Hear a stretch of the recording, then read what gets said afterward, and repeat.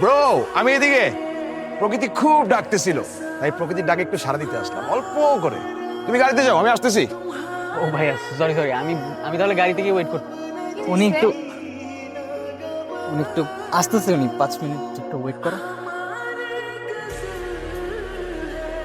যেটা চাইবা আমি তোমাকে সেটাই এনে দিব, আর একটা বার্গারও তুমি এনে দিতে পারতেছো না আমাকে।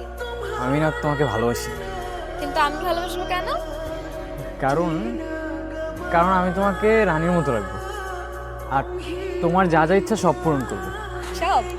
হ্যাঁ সব সব। যেটা বলছি আমি করব, কিন্তু এই বন জঙ্গলের মধ্যে আমি কোথা থেকে বার্গার আনবো? তোমার তো বিষয়টা বুঝতে হবে, তাই না? এরকম করলে পাগলামি করলে কেমন হবে? কি হলো ভাইয়া, গাড়ি থামালেন কেন?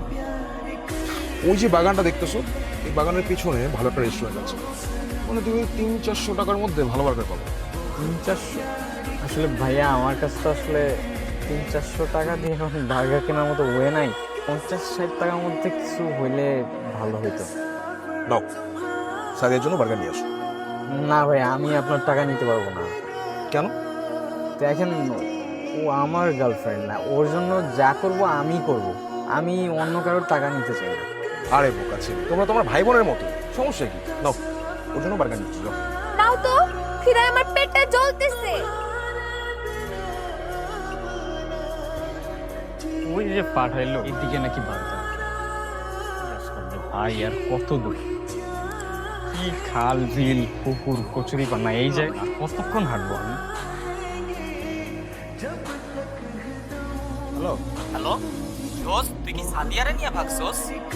দূর, কি বলো উল্টা পাল্টা? আরে সাদিয়ারে তো কোথাও পাওয়া যাচ্ছে না। আর এদিকে সাদিয়ার মা অসুস্থ হয়ে হসপিটালে ভর্তি। কি বলতেছো আসলেই?